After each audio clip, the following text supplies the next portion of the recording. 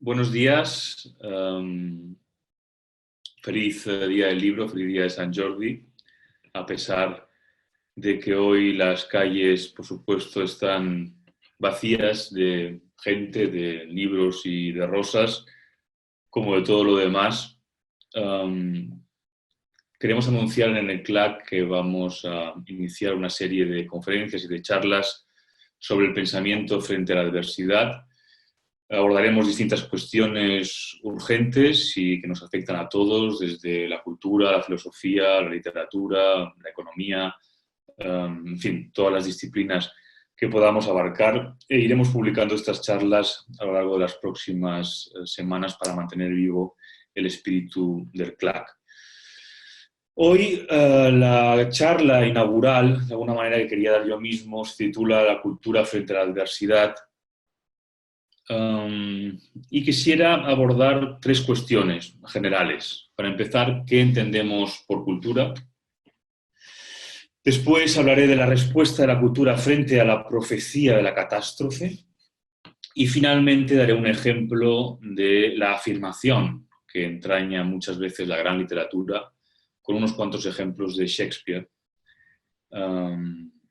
ya que hoy, siendo el Día del Libro, conmemoramos como siempre el aniversario de su muerte junto a la de Cervantes, aunque sea de una manera un tanto mítica y no estrictamente histórica. En cuanto a la cultura frente a la adversidad, ya hemos visto cómo estos días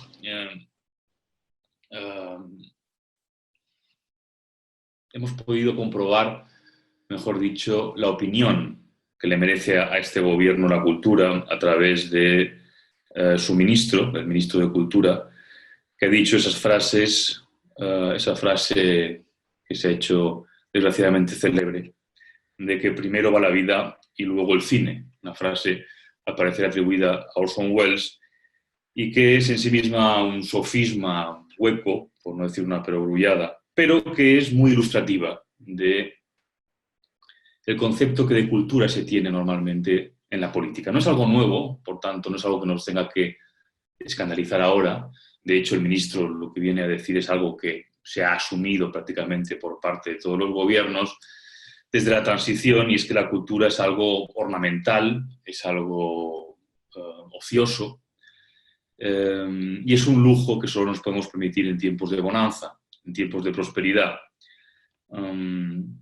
La cultura solo sirve como entretenimiento, como algo pasajero y de consumo, y es algo que, por otra parte, ya denunció hace muchísimos años Rafael Sánchez Ferlosio en un artículo que se ha hecho justamente mítico, titulado La cultura es invento del gobierno, en que venía a denunciar precisamente Ferlosio a través de una anécdota, de una iniciativa que en aquel momento había puesto en marcha el Ministerio de Cultura sobre una exposición de abanicos con textos de escritores, algo, en fin, bastante grotesco y banal.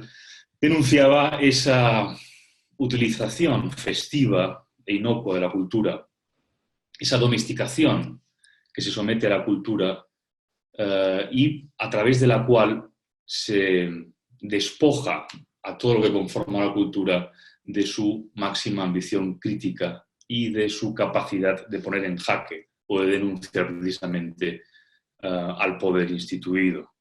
Y en ese sentido yo quería traer hoy a colación otro texto de Ferlosio que me parece que es una reflexión brillante y muy pertinente, como prácticamente lo es toda su producción ensayística, sobre la cultura.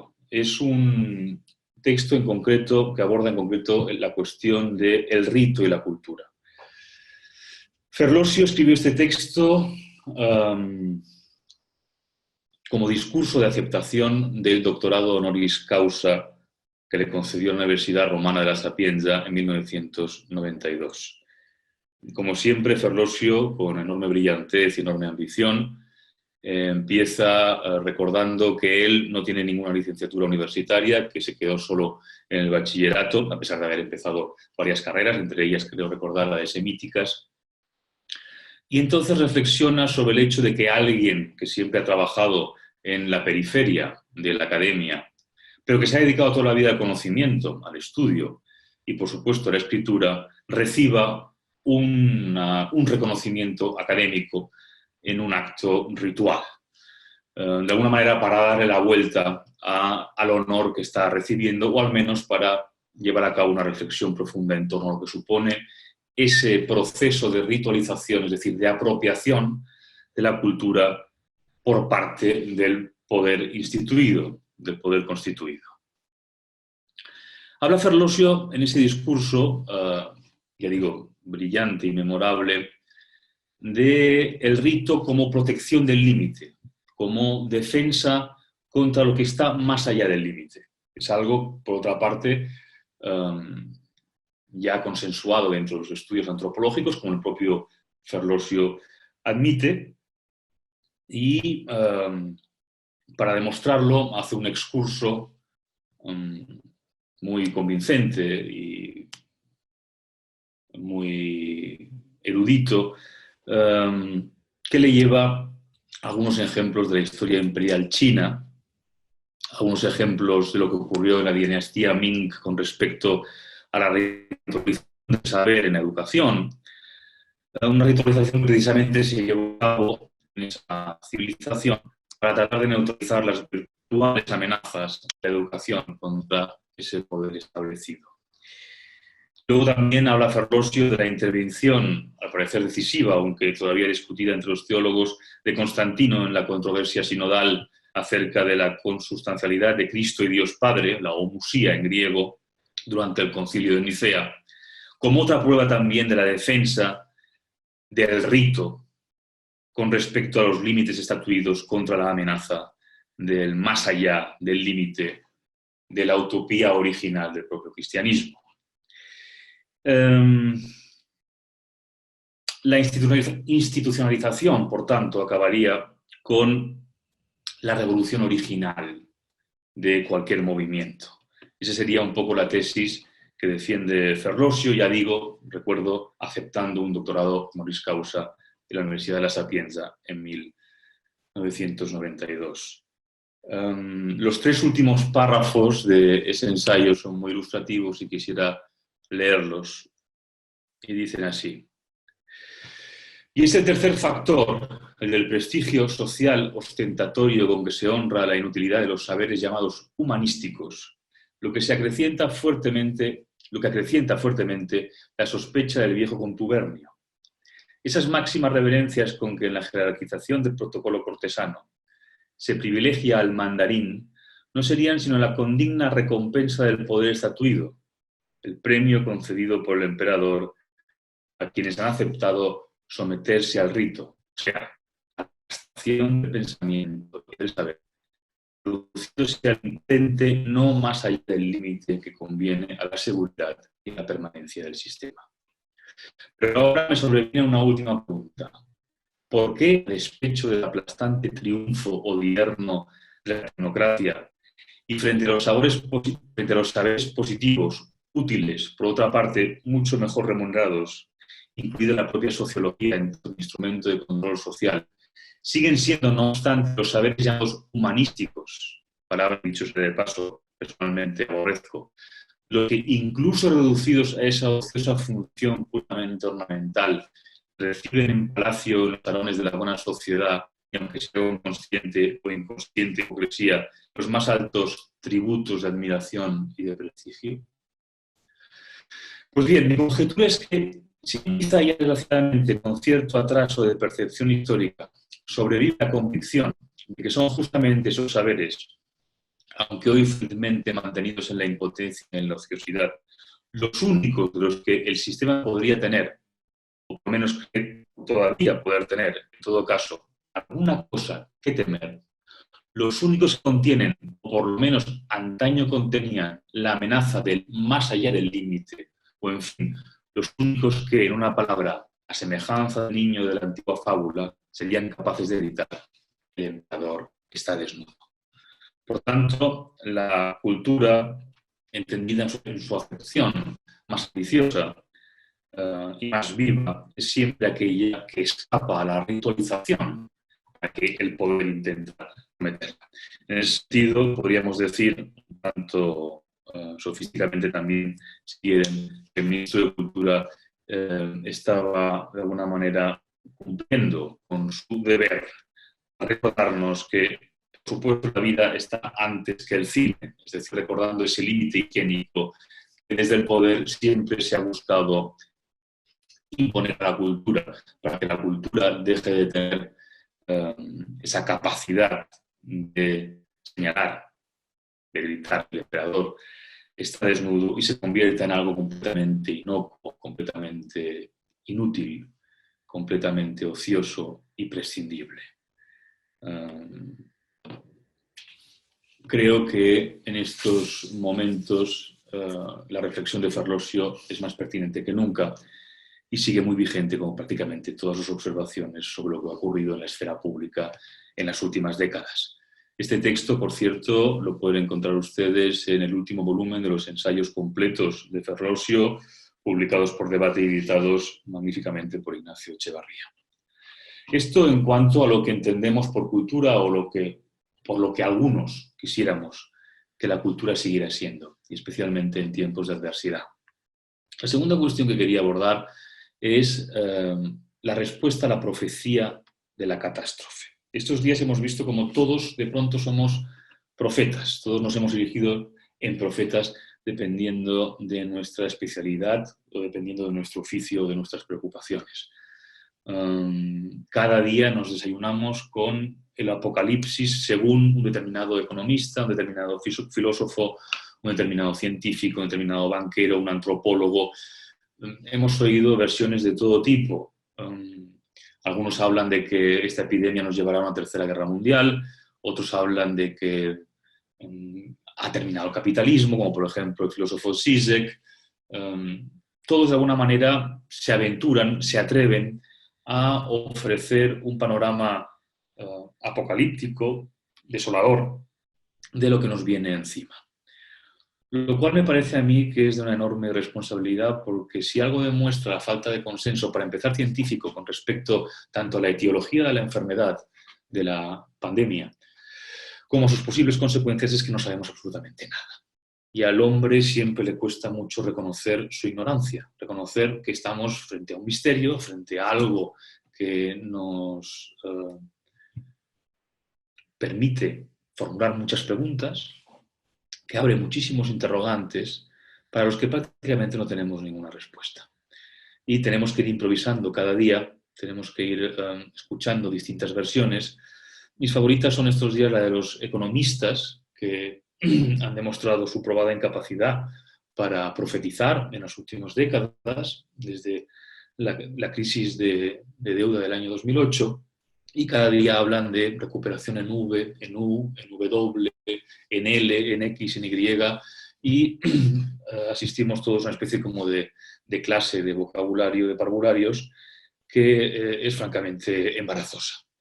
Por tanto, yo creo que frente a eso, frente a esa confusión, frente a esa cháchara, es bueno recordar el pensamiento, por ejemplo, de alguien que se enfrentó a una situación muchísimo más inquietante, muchísimo más terrible que la que estamos viviendo ahora, a un tiempo muchísimo más oscuro, como fue Hannah Arendt.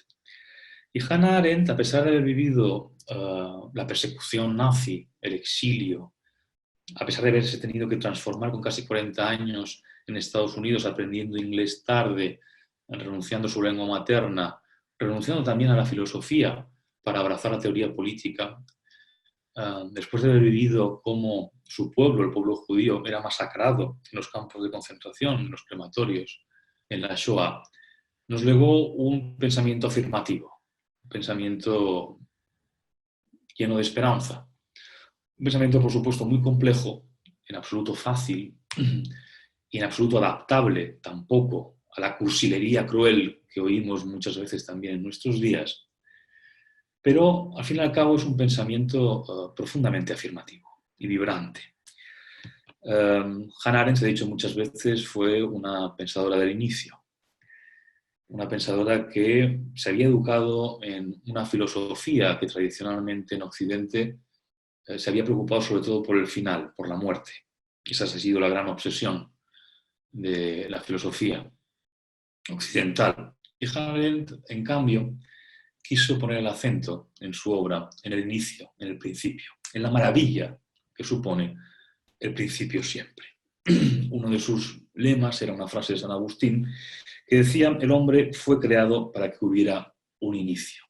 Y esa capacidad que tiene el hombre de iniciar, de reiniciar constantemente su historia, de escribir su propio relato frente a la imposición de argumentos fatídicos impuestos por una determinada visión de la historia de la sociedad, es, creo, uno de sus legados más perdurables y más vigentes, al que ahora, precisamente ahora, en estos días de absoluta incertidumbre, más atención deberíamos prestar. Hay un párrafo de su ensayo sobre Kafka, un ensayo extraordinario, escrito en el año 44, es decir, cuando todavía la Segunda Guerra Mundial no había terminado, para conmemorar el 20º aniversario de la muerte de Kafka, que entonces era un autor no demasiado conocido y que cuya obra empezaba a divulgarse gracias a los esfuerzos de la propia Hannah Arendt en una editorial de Nueva York. Empezaba a divulgarse, digo, en Estados Unidos. Y en este ensayo habla, o rebate, mejor dicho, Hannah Arendt, la idea de que Kafka había sido un profeta de la catástrofe. Y es verdad que muchas de las narraciones de Kafka de alguna manera preludiaron lo que luego sería el Holocausto, como por ejemplo en la colonia penitenciaria. Y en general, muchas de las parábolas y las novelas de Kafka preludian el mundo que vino mucho tiempo después de su muerte, el mundo que vino durante la Segunda Guerra Mundial y el mundo que vino en la posguerra. Pero Hannah Arendt dice que eso no debe llevarnos a engaño y juzgar a Kafka como un simple profeta de la catástrofe. Entonces, en un momento dado del ensayo, Hannah Arendt hace esta siguiente reflexión, que me parece, como antes el ensayo de Farlosio, muy pertinente para nuestros días. Dice: el mundo de Kafka es indudablemente un mundo terrible. Que sea más que una pesadilla, que se adecue de manera estructural a la siniestra realidad en la que estuvimos obligados a vivir, lo sabemos hoy mejor que hace 20 años. Lo grandioso de este arte estriba en que aún hoy es capaz de producir un efecto tan estremecedor como entonces, cuando los horrores de la colonia penitenciaria no desmerecen en inmediatez de la realidad de las cámaras de gas. Si la literatura de Kafka no fuese en realidad sino la profecía de un terror venidero, sería tan inane como las demás profecías catastrofistas que desde comienzos de nuestro siglo, o más bien desde el último tercio del siglo XIX, han proliferado. Charles Péguy, a quien tantas veces se le ha atribuido el dudoso honor de figurar entre los profetas, observó en cierta ocasión: quizá el determinismo, si es que puede concebirse, no sea otra cosa que la ley de lo remanente. Aquí yace una verdad muy precisa. Como la vida, inevitablemente y de forma natural, concluye con la muerte, su final siempre puede predecirse. El camino natural siempre es el camino del ocaso, y una sociedad que se abandona ciegamente a la necesidad de las leyes en ella latentes no puede sino perecer. Los profetas son necesariamente profetas de infortunios, porque la catástrofe siempre puede predecirse. Lo extraordinario, lo milagroso es siempre la salvación, y no el derrumbe, pues solo la salvación, y no el derrumbe, depende de la libertad del hombre y de su capacidad para cambiar el mundo y su curso natural. La ilusión, tan extendida en los tiempos de Kafka como en los nuestros, de que la misión del hombre consiste en someterse a un proceso predeterminado por poderes de la índole que fueren, solo puede acelerar el derrumbe natural, porque en esta ilusión el hombre viene con su libertad en ayuda de la naturaleza y de su tendencia a la ruina. De alguna manera aquí Hannah Arendt, hablando de Kafka, está trayendo a colación también el pensamiento de su amigo Walter Benjamin, que había muerto en trágicas circunstancias, suicidado en Portbou en el año 40. Como recordarán muchos de ustedes, una de las tesis de la filosofía de la historia de Benjamin, una de las más conocidas, la tesis novena, habla del ángel de la historia, de ese ángel que retrocede impulsado por el viento de la historia que sopla desde el paraíso, dice Benjamin, y observa ese ángel asustado, con ojos desorbitados, como las ruinas de la historia, las ruinas del progreso, se acumulan a sus pies. De alguna manera, Benjamin escribió esa tesis precisamente también para desactivar esa idea del progreso como catástrofe inevitable que acaba destruyendo y que acaba segando el manantial de felicidad interrumpida de los muertos. Por tanto, Hannah Arendt, antes Benjamin y antes Kafka, estaban de alguna manera tratando de luchar contra esa mecanización de la vida y esa mecanización del destino que pretende escribir un destino común. Más tarde dirá Hannah Arendt en su ensayo, en este mismo ensayo sobre Kafka, cómo los personajes de las novelas y los cuentos de Kafka muchas veces no son personajes realistas, son personajes que están muy esquematizados y que de alguna manera lo que hacen es luchar contra esa esquematización, recordando un potentísimo resto humano que todavía trata de imponerse a pesar de esa mecanización extendida, a pesar también de la trampa del progreso y de la catástrofe de la historia que nos va persiguiendo época tras época, generación tras generación. Hay también una frase de René Char que me gusta traer muchas veces a colación y que George Steiner puso, por cierto, como epígrafe en su ensayo de 1971 en el Castillo de Barba Azul. Dice la frase de Char: a cada hundimiento de los indicios, el poeta contesta con una salva al futuro. George Steiner, que murió hace poco, justo antes de la pandemia, escribió ese ensayo en el año 71 para hablar ya de que nosotros a finales del siglo XX ya no podíamos hablar de cultura, no podíamos hablar tanto de cultura como de postcultura, que precisamente todo un mundo de referencias y de relación con la trascendencia probablemente estaba agonizando. Pero que a pesar de eso había una serie de urgencias en el mundo que seguían poniendo de manifiesto nuestro derecho a saludar un inicio y a seguir utilizando las humanidades como forma de exploración del enigma. Y eso es de alguna manera lo que tratamos de hacer los que nos dedicamos a estas cuestiones, estas cosas que vagamente se engloban dentro del concepto de humanidades. Y lo último que quería traer aquí a colación hoy es precisamente una serie de comentarios en torno a Shakespeare, por ese homenaje que siempre se tributa míticamente, como decía al principio, por el aniversario de su muerte junto al de Cervantes, el 23 de abril. Pero es verdad que la lectura de autores canónicos como Shakespeare o el propio Cervantes nos ayuda también a defendernos del terror, de la ansiedad, de la incertidumbre y sobre todo de la desvalorización de la vida, a la que muchas veces estos procesos de rutina angustiosa nos acaban provocando. Shakespeare fue un autor que vivió una época de enormes tensiones, una época de transición, una época de frontera. Vivió también una época muy inestable en el ámbito político, en el ámbito religioso, en el ámbito social y también en el ámbito sanitario. Es bueno recordarlo. En época de Shakespeare había recurrentes brotes de peste bubónica, una enfermedad con síntomas parecidos a los de la gripe que acababa inflamando los ojos y los genitales y que provocaba una enorme mortandad en todo el espectro social y en todas las edades de la población. El mismo año en que nació Shakespeare, en 1564, hubo una plaga que diezmó a la población inglesa, dejándola tan solo en 5 millones. Luego ya de adulto, cuando Shakespeare llega a Londres y se dedica al teatro como actor y como dramaturgo, también había recurrentes brotes de esa peste, como por ejemplo la que asoló a la ciudad de Londres en 1592 y que obligó a cerrar todos los teatros durante 2 años.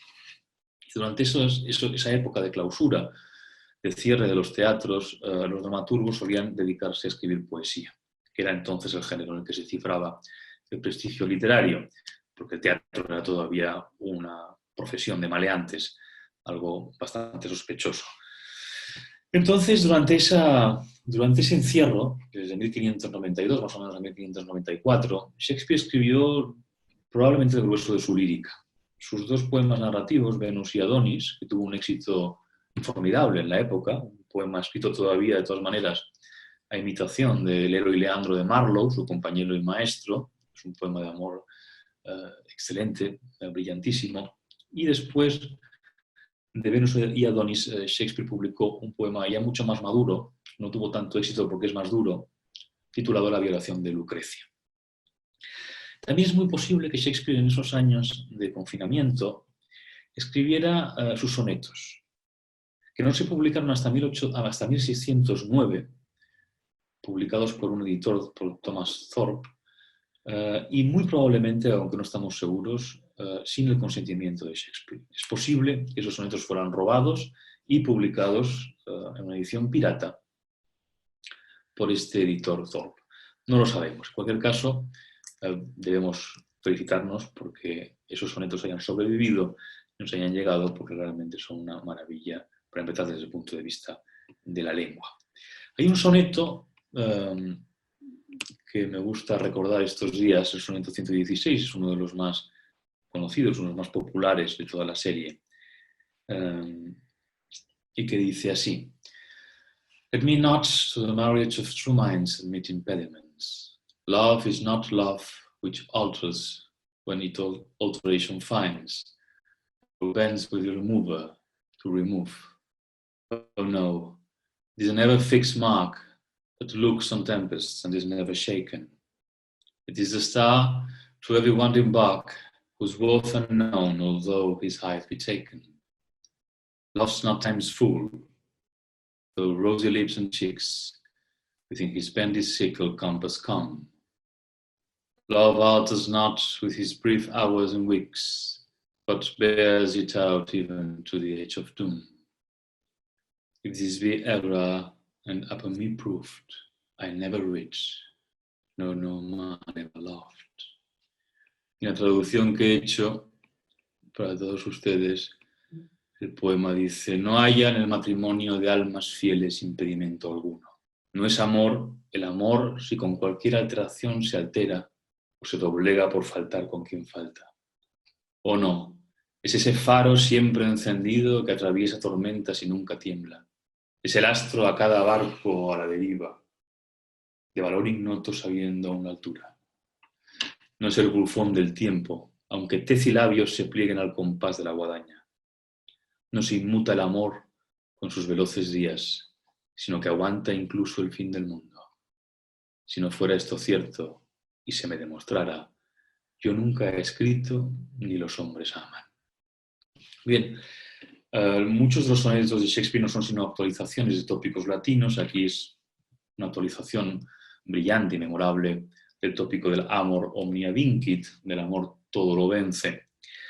También es verdad que en la propia secuencia de sonetos, que está dividida en dos series, una más larga dedicada al fair youth, al bello joven, y otra más breve dedicada a la dark lady, a la mujer oscura, cuyas identidades no se han revelado nunca y puede que incluso ni existan, que fueran simples invenciones ficcionales de Shakespeare.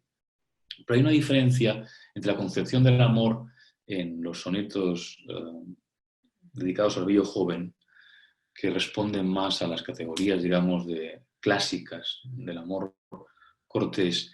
Y en cambio, cuando aparece la Dark Lady, esa mujer oscura, la dama oscura, Shakespeare empieza a hablar del amor en términos muchísimo más modernos. Habla de la lascivia, habla del deseo, habla del egoísmo que uno arriesga en toda obsesión amorosa. Y eso es algo que también observamos en toda la obra de Shakespeare. La obra de Shakespeare normalmente, en sus obras teatrales, al principio, la comunidad que aparece vive en un orden cerrado, en un orden establecido, en un orden ritualizado, que de pronto sufre una alteración por un determinado hecho, ya sea un enamoramiento en las comedias, un enamoramiento clandestino, ya sea muchas veces un asesinato en las tragedias, un golpe de ambición, una traición. Hay muchas variantes, pero el patrón es siempre el mismo y eso es muy elocuente. un grupo humano sufre una alteración. Después ese grupo humano es sometido a una serie de pruebas, a un trance, normalmente fuera del espacio civilizado, en un bosque, en el páramo, en el caso del rey Lear, en un espacio, en definitiva, transitorio. Y después de haber sufrido esa serie de trances, ya sea de una manera cómica y por tanto restaurando el orden perturbado al principio, o de una manera trágica, donde todo se destruye, esos personajes nacen en un mundo nuevo, una nueva concepción del mundo, de la vida y del ser humano que nunca antes se había formulado. Ese tránsito de alguna manera resume esa época de transición que vivieron escritores como Shakespeare o como el propio Cervantes y que reflejan en su obra. Podríamos traer muchísimos ejemplos de esa transformación que viven los personajes de Shakespeare al final y que nos dejan una nueva versión de nosotros mismos y cuya luz de alguna manera nos sigue sirviendo y nos ha seguido sirviendo a lo largo de muchísimos siglos, transformándose a través del romanticismo, a través de distintas literaturas. Shakespeare ha sido adoptado y aprovechado por todos los grandes escritores y ahora en esta época de crisis, en este inicio de la segunda década del siglo XXI, pues también Shakespeare nos sigue mandando un mensaje nítido y que es a la postre y al final siempre enormemente afirmativo y luminoso. Hay una de las comedias, unas dark comedies que se llaman las comedias sombrías, All's Well That Ends Well, bien está lo que bien acaba, en el que hay un personaje, Pagol, que después de haber tratado de engañar a otros personajes es desenmascarado, puesto en evidencia, y de pronto es despojado de su dignidad de capitán y lo pierde todo. Hay unos versos, que por cierto fascinaban a Borges, que dicen así: Captain, I'll be no more, but I will eat and drink and sleep as soft as captain shall. Simply to think I am shall make me live. Estos versos, que son los que fascinaban a Borges en concreto, Simply to think I am shall make me live, son de alguna manera el resumen de toda su filosofía en tiempos de oscuridad. Simplemente aquello que soy me hará vivir, simplemente lo que soy me hará vivir. Una vez que lo hemos perdido todo, una vez que hemos perdido todo lo accesorio, por así decirlo, surge la verdadera esencia del humano y lo que nos constituye. Y eso es lo que nos permite guiarnos en medio de la oscuridad y de la tiniebla, en medio de la incertidumbre. Por supuesto, detrás de este, o por debajo de este verso de apariencia simple, puede haber muchísima más complejidad.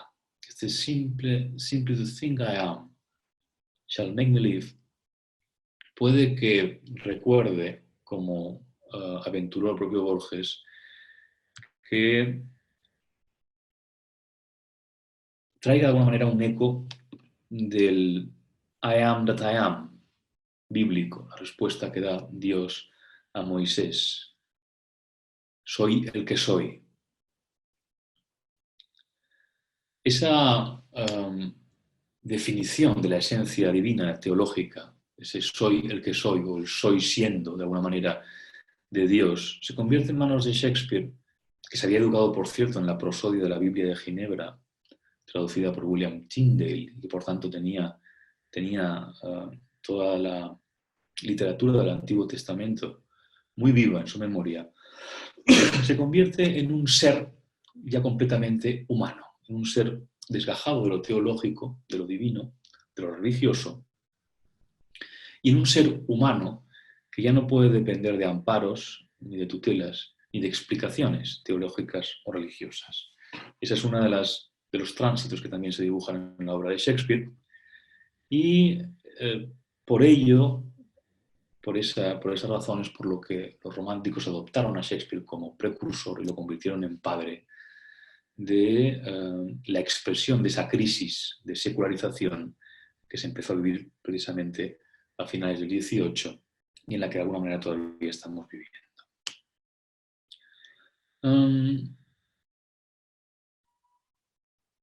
Hay luego un par de escenas en la mejor tragedia de Shakespeare, una de las grandes obras de la literatura occidental, que es El Rey Lear, que también nos dice mucho acerca de la concepción del hombre que tenía Shakespeare y acerca de esa afirmación de la que hablaba. Pongo el ejemplo de una tragedia porque creo que no hay tragedia más desesperada, más desolada que El Rey Lear. Prácticamente todos los personajes de la obra mueren en circunstancias trágicas, asesinados. Es una obra terrible, una obra que incluso durante muchísimo tiempo no se pudo representar, por ejemplo, durante toda la época, durante todo el siglo XVIII se representó con un final edulcorado debido a Nahum Tate, en el que Cordelia se casaba con Edgar. Y no fue hasta entrado el XIX en que la obra original se restauró y se empezó a asimilar. El Rey Lear, por tanto, es una obra que nos ha llegado, cuyo significado último se ha desplegado con mayor precisión y mayor alcance, yo diría que incluso a lo largo del siglo XX. Pero a pesar de ser una tragedia, como digo, terrible y desolada, donde parece que no hay ningún resquicio de enfermedad, de esperanza, donde todo es enfermedad, donde todo es destrucción, hay, a pesar de eso, un mensaje potentísimo con respecto a esa luz, a ese carácter afirmativo al que me refería al principio. La tragedia se divide, digamos, en dos líneas argumentales. Una es la del Rey Lear con sus hijas, con Regan, con Manuel y con Cordelia, el conflicto con Cordelia, con la hija pequeña y favorita, que estalla con esa negativa de Cordelia a decirle al padre que lo quiere desde un punto de vista retórico, como hacen las hijas mayores. Cordelia es expulsada después de que el padre, el rey, monte en cólera, acaba casándose con el rey de Francia, se va a vivir a otro país y el rey se queda, después de haber renunciado a su poder ejecutivo, se queda con el título de rey y con con 2 centenares de hombres a su cargo y dependiendo del favor de sus hijas que ya tienen el poder real, que es lo que querían. Al poco se descubre que las hijas mayores son, como había aventurado Cordelia, 2 hipócritas y no paran de maltratar al pobre viejo, que ya no sirve para nada y nadie le quiere, y que acaba siendo repudiado, expulsado de la casa de sus hijas, expulsado de su reino y emprende un largo camino de descenso hacia lo más hondo de sí mismo y de despojamiento, acompañado por unos pocos fieles. Entre esos pocos fieles están el bufón y está Edgar, que pertenece a la segunda línea argumental, a la subtrama de la obra. Gloucester, el conde de Gloucester, uno de los caballeros de la corte del rey Lear, es intoxicado por su hijo bastardo Edmund, que quiere alcanzar la principalía, quedarse con los derechos de primogenitura que ostenta Edgar, el hijo legítimo. Este Edmund, representación de la ruindad y de la mezquindad, acaba intoxicando los oídos de su padre y diciéndole que Edgar trama algo contra su vida, lo cual es totalmente falso. Pero eso provoca que Gloucester ordene la persecución de su hijo, de Edgar, que se ve obligado a escapar, disfrazándose de mendigo, de pobretón. Es una de las muchas metamorfosis que se observan en la obra. Todos los personajes sufren una serie de cambios, una serie de disfraces, adoptando lo que Canetti llamó máscaras acústicas. Y por tanto, cuando Edgar emprende también ese exilio fuera del orden constituido, al que me refería antes cuando hablaba de la mecánica de las obras de Shakespeare, pasa a ser uno de los pocos fieles que acompañan al rey Lear en su aventura, en su descenso, en su proceso de despojamiento en el páramo. Ese acto tercero en el que se desatan los elementos y estalla una tormenta a la vez interior y exterior, en la que todos los personajes sufren una profunda transformación íntima y acaban despojándose de todo lo accesorio, de todo lo que hasta ese momento se había creído que constituía la esencia de lo humano, o lo más importante de lo humano, incluso desde el punto de vista de la lengua. Los personajes sufren una transformación lingüística. Al principio de la obra, el rey Lear habla con un lenguaje pomposo y anticuado, artificioso, y después ya en el acto tercero, habla con un lenguaje completamente desnudo, un lenguaje inédito, un lenguaje en prosa, emputecido, lleno de barro, que expresa ciertamente una nueva concepción de lo humano.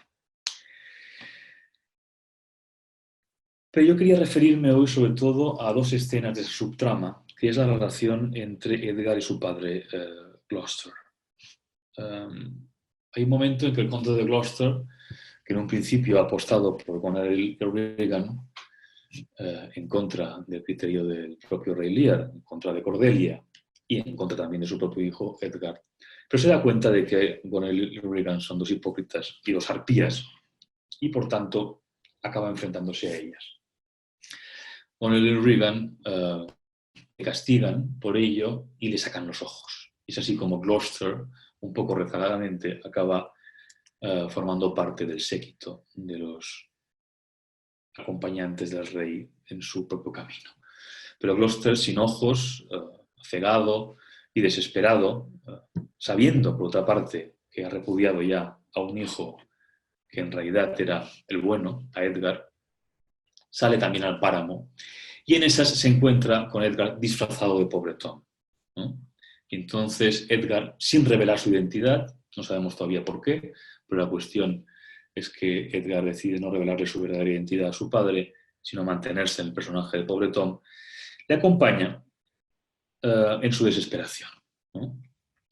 Y hay un diálogo entre ellos en el que Shakespeare deja ir una de sus ideas motrices, una de las ideas que alimentan todo su edificio poético. Gloucester de pronto están caminando por el páramo y no puede más. Y le dice a su hijo, que cree que es un mendigo que le está ayudando, "No further, sir. A man may rot even here." No puedo más, señor. Un hombre podría pudrirse aquí. Y Edgar le dice, "What? In ill thoughts again? Men must endure the going hence as they come in hither.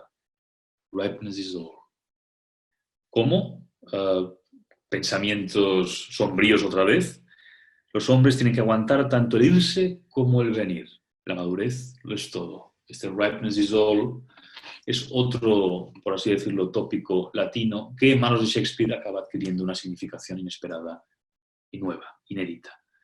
La madurez lo es todo, madurar lo es todo, o como dirá Hamlet, readiness is all, estar preparado lo es todo, significa precisamente descubrir una nueva facultad humana que hasta entonces había quedado oculta o, por así decirlo, hipostasiada en una dimensión divina y teológica, que es esa soledad del hombre frente a sí mismo y frente a la naturaleza, pero que le dota de un nuevo poder, de una nueva capacidad que hasta entonces no había descubierto. Hay luego, o mejor dicho antes, porque esta escena que acabo de referir se produce en el acto quinto, hay una escena anterior que da sentido, que ilumina esta frase de ripeness is all, que es una escena de complejidad infinita entre Edgar y su padre, entre Edgar disfrazado de pobretón y Gloucester cegado, que es el momento en que Gloucester le pide a este mendigo, que repito, su hijo Edgar, a pobretón, que le acompañe, que le guíe hasta un acantilado para poder suicidarse, porque ha concluido que ya, en fin, que ya no puede hacer nada en este mundo, que la desesperación es total y absoluta, y lo que quiere es quitarse la vida.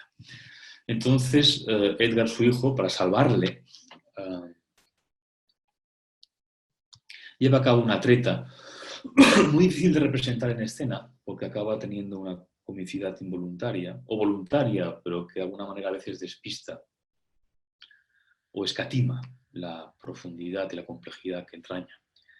Edgar no le lleva a ningún acantilado, sino que le lleva simplemente a un descampado y le describe un acantilado. Le dice, ya hemos llegado al filo del acantilado, aquí hay un acantilado tan profundo que ni siquiera se oye el romper de las olas contra las rocas, en medio hay incluso alguien que recoge hinojo marino, y ya puede usted saltar cuando quiera.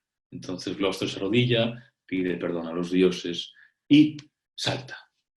En escena eso simplemente es una caída, se cae, algo, como decía antes, cómico, pero de pronto Gloucester se levanta y ahí hay un juego enormemente sutil y muy, muy complejo de voces en esa escena, porque Edgar pasa de la voz, de su propia voz, la voz del hijo, a la voz de pobre Tom, y luego cuando el padre se levanta de esa caída falsa, construye otro personaje, otra voz que le dice que se ha salvado, que ha caído de una altura verdaderamente pavorosa, pero que se ha salvado. Y entonces le dice Edgar en ese momento a su padre, aunque fueras tan solo telaraña, plumas, aire, al caer de tantas brazas te habrías estrellado como un huevo, pero respiras, tienes espesa sustancia, no sangras, hablas, estás sano. 10 mástiles no alcanzan las alturas desde las que has caído perpendicular. Tu vida es un milagro. Habla de nuevo. Este Thy life is a miracle, speak again, que por cierto es un eco también de ese habla de nuevo que al principio le dice el rey Lear a Cordelia cuando formula su primera negativa, su primer no, y que por tanto remite a ese principio de destrucción, que será luego un principio de reconstrucción y de renacimiento. Este Thy life is a miracle es lo verdaderamente estremecedor de esta escena y en realidad de toda la obra, porque a pesar, como digo, la destrucción, a pesar de la desolación que sopla en toda la tragedia, al final hay dos encuentros. Uno es este, el del Gloucester con Edgar, y luego otro será el de el rey Lear con Cordelia, antes de que Cordelia sea asesinada, y antes de que el rey Lear aparezca con el cadáver de su hija en brazos. Pero antes de eso, Gloucester también morirá luego en un ataque. Antes de eso se ha producido un reencuentro entre padres e hijos, que supone también una reformulación del concepto de amor que hasta entonces se tenía, como lo que ocurría, os decía, en la secuencia de los sonetos, y también una nueva consideración de la vida como algo infinitamente frágil, pero infinitamente valioso al mismo tiempo. Es decir, Shakespeare está surgiendo de una época en que la concepción de la vida era muy pobre, en donde la idea de felicidad y de reparación se cifraba en la espera de un paraíso ultraterrenal, en la consecución de la inmortalidad, de acuerdo con la doctrina cristiana, pero cuando esa idea empieza a mostrar sus debilidades, a agotarse, aparece de pronto una nueva concepción de la vida que, como digo, es muy frágil, pero al mismo tiempo extraordinariamente valiosa y que resplandece con una luz especial y nunca vista probablemente desde la Grecia clásica. Y que se puede resumir en este Thy life is a miracle, tu vida es un milagro. También podría resumirse en otra frase que Edgar dice en otro momento de la tragedia, que es the worst is not so long as we can say this is the worst. Es decir, lo peor no ha llegado mientras podamos decir esto es lo peor. Por tanto, mientras podamos decir esto es lo peor, mientras podamos decir hemos tocado fondo, en realidad no hemos tocado fondo porque seguimos vivos.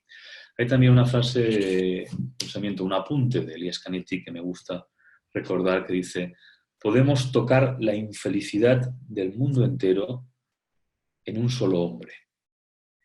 Y mientras no lo demos por perdido, nada se habrá perdido. Y mientras él respire, el mundo entero respirará. Por tanto, yo creo que en momentos de crisis, de urgencia y de peligro como el que estamos viviendo estos meses, la vida se nos aparece en esta especial dimensión milagrosa. Y creo que saber advertirlo, gracias al ejemplo de la literatura, del arte, del pensamiento, de la cultura, en ese sentido amplio y difícil y no ritualizado al que me refería al principio, yo creo que nos hace de pronto invencibles. Muchas gracias.